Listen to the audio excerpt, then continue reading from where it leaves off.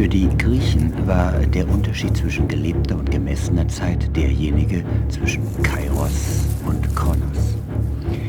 Penelope Shuttle und Peter Redgrove haben gezeigt, dass diese beiden griechischen Götter auch den Unterschied zwischen männlichem und weiblichem Zeitempfinden symbolisieren. Das Männliche sei starr, das Weibliche zu- und abnehmend, weil die Frauen von zyklischen Prozessen gelenkt werden. Im weiblichen Bewusstsein beugt sich die Zeit dem Kairos und weniger dem Kronos des männlichen Bewusstseins, die natürlich beide in derselben Person erlebt werden können. Die gelebteste aller Zeiten ist der weibliche Zyklus. Die Frau lebt ihn jeden Monat. Mehr als alles andere ist dieser Zyklus ihre eigentliche Uhr. Ja, es gibt Forscher, die der Ansicht sind, dass der Urmensch Zeit überhaupt zum ersten Mal über den weiblichen Zyklus erfahren habe. Das war sein Maß, das eigentliche Urmaß, das Metrum. Entsprechend bedeutet das griechische Wort Metra ursprünglich die Gebärmutter. Zahllose Worte für Maß, dieses selbst eingeschlossen, kommen von daher. Messung, Mensur, messbar, angemessen, Dimension, Unermesslichkeit, Meter, Diameter, Parameter, Meteor und so weiter. Man mache sich dies deutlich. Es ist ja fast unvorstellbar für den modernen Menschen. Alle diese verschiedenen Worte kommen von der Metra, der Gebärmutter her.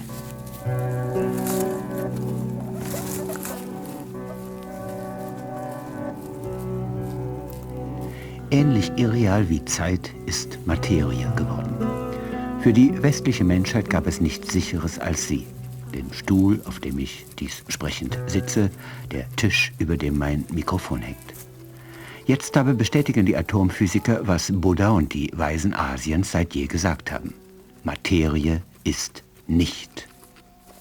George Leonard schreibt: Wenn man alle Atomkerne im Körper eines 70 Kilogramm schweren Mannes zusammenpresste, würden sie den Umfang eines Stecknadelkopfes haben, 69,95 Kilogramm wiegen und die potenzielle Energie enthalten, um Berge zu versetzen.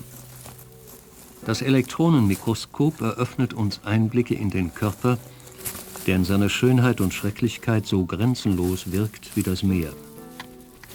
Je mehr die Vergrößerung zunimmt, desto mehr beginnt sich das Fleisch aufzulösen. Die Muskelfasern gewinnen einen kristallinen Aspekt.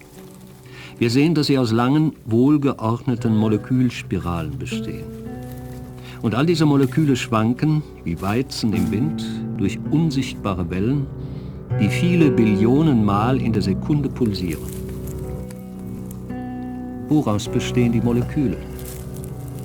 Könnten wir mit unserem Elektronenmikroskop noch weiter in die Welt des Allerkleinsten vordringen, sähen wir Atome, winzige, schattenhafte Kugeln, die in den Molekülen um ihren festen Platz tanzen, dabei manchmal in vollkommenem Rhythmus mit ihren Partnern die Position tauschend. Und jetzt sehen wir uns eines dieser Atome an. Sein Inneres ist durch eine Wolke von Elektronen verschleiert. Wir kommen näher, verstärken die Vergrößerung, die Schale löst sich auf. Wir blicken ins Innere und sehen dort nichts. Irgendwo in dieser Leere, das wissen wir, ist ein Kern. Wir sehen uns im Raum um und da ist er, ein winziger Punkt. Endlich haben wir etwas Greifbares und Festes, einen Bezugspunkt, entdeckt. Aber nein, sobald wir uns dem Atomkern nähern, beginnt auch er sich aufzulösen. Auch er ist nichts anderes als ein oszillierendes Feld, rhythmische Wellen. Innerhalb des Kerns sind andere organisierte Felder, Protonen, Neutronen, sogar noch kleinere Teilchen. Sobald wir uns einem dieser Partikel nähern, löst es sich in Schwingungen auf. Die Wissenschaftler suchen immer noch nach den primären Bausteinen der materiellen Welt. In unseren Tagen sind sie auf der Suche nach den Quarks, merkwürdigen subatomaren Einheiten, deren Eigenschaften sie mit Begriffen wie Obensein, Untensein, Charme, Fremdartigkeit, Wahrheit, Schönheit, Farbe und Geschmack beschreiben. Aber wie dem auch sei, Wenn wir an diese merkwürdigen Quarks nahe genug herankommen, schmelzen auch sie weg. Auch sie können keinen Anspruch auf Festigkeit erheben. Selbst ihre Geschwindigkeit und ihre Position ist unklar. Und es bleiben von ihnen nur Beziehungen und Schwingungsmuster. Woraus also besteht der Körper? Er besteht aus Leere und Rhythmus. Im Innersten des Körpers, im Herzen der Welt, gibt es keine feste Materie. Es gibt nur den Tanz.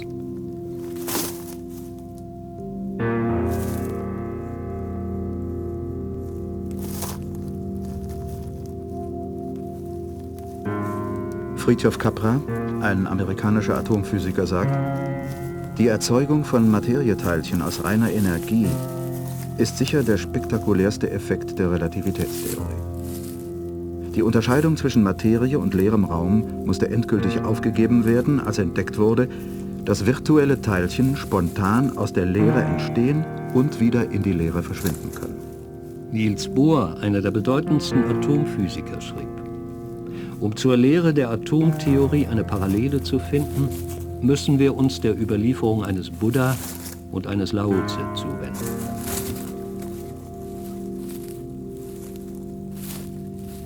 Und noch einmal Fritjof Capra.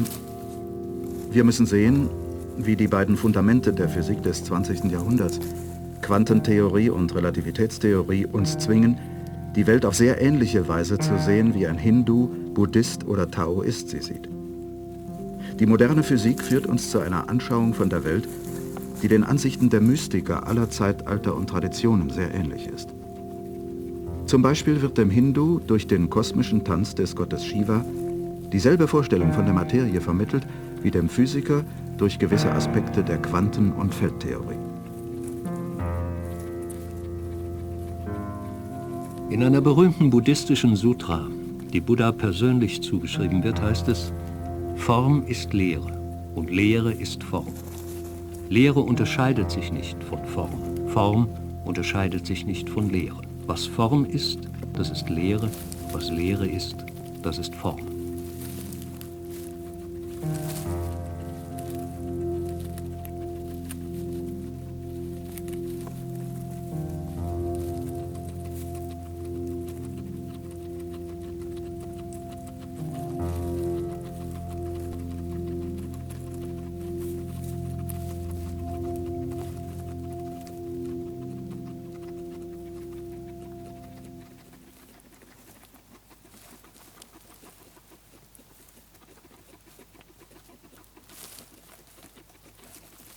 Zwischen den Naturwissenschaften und dem Christentum herrscht seit Jahrhunderten Spannung, oft genug Feindschaft. Galilei, Giordano Bruno, Kepler und andere große Wissenschaftler wurden verfolgt, eingekerkert, verbrannt. Darwin und Einstein diskriminiert und bekämpft. Aber zwischen den Naturwissenschaften und den Religionen Asiens herrscht in einer verblüffenden Weise Übereinstimmung. Was Einstein über die Zeit, was die Quantenphysiker über die Materie sagen, genau das hat Buddha vor Jahrtausenden gesagt. Und die Identität von Leere und Fülle gibt es nicht nur in der Physik der subatomaren Prozesse, sondern auch im Buddhismus. Viele moderne Physiker, die nach Asien gereist sind, haben diese Parallelität ihrer eigenen Erkenntnisse mit denen asiatischer Spiritualität erfahren. Als Niels Bohr, der berühmte dänische Physiker, 1937 in China war, fiel ihm die Ähnlichkeit der chinesischen Qi-Vorstellungen mit der sogenannten Unschärferelation auf.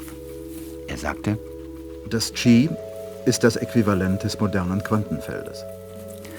Auf die Ähnlichkeit des chinesischen Qi mit den Feldvorstellungen der modernen theoretischen Physik hat auch der bereits erwähnte amerikanische Atomphysiker Fritjof Capra hingewiesen. In der chinesischen Philosophie ist die Feldidee nicht nur in der Vorstellung vom Leeren und Formlosen enthalten, sondern wird auch im Begriff des Qi ausgedrückt. Dieser Begriff spielt eine wichtige Rolle in fast jeder Schule der chinesischen Naturphilosophie. Fritjof Capra hat ein ganzes Buch über die Beziehungen zwischen Relativitätstheorie und Quantenmechanik einerseits und den Überlieferungen der großen Religionen Asiens, Hinduismus, Buddhismus, Taoismus, Zen andererseits geschrieben. Darin zeigt er, dass sich die Erkenntnisse der Relativitätstheorie und der Quantenmechanik lesen, als seien sie das, was die Zen-Weisen Japans ein Koan nennen. Jene scheinbar absurden Meditationsaufgaben, die die Zen-Meister ihren Schülern stellen. Er sagt: Die Quantenmechanik ist das Zen-Koan unserer Zeit.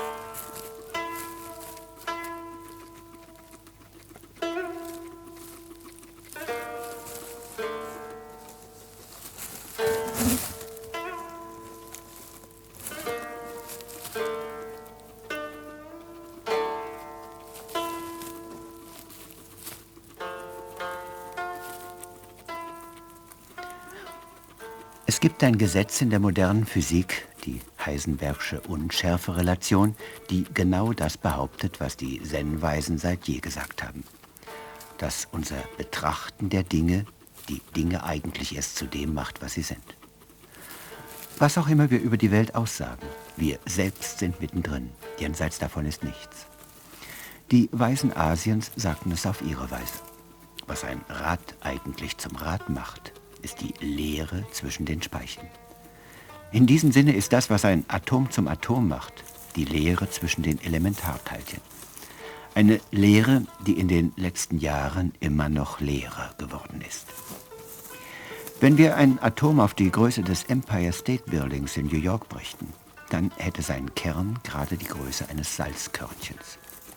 So also muss man sich Materie vorstellen, von solcher Leere. Ein Salzkörnchen, das durch das riesige Empire State Building wirbelt, mit einer Geschwindigkeit von 60.000 Kilometern pro Sekunde.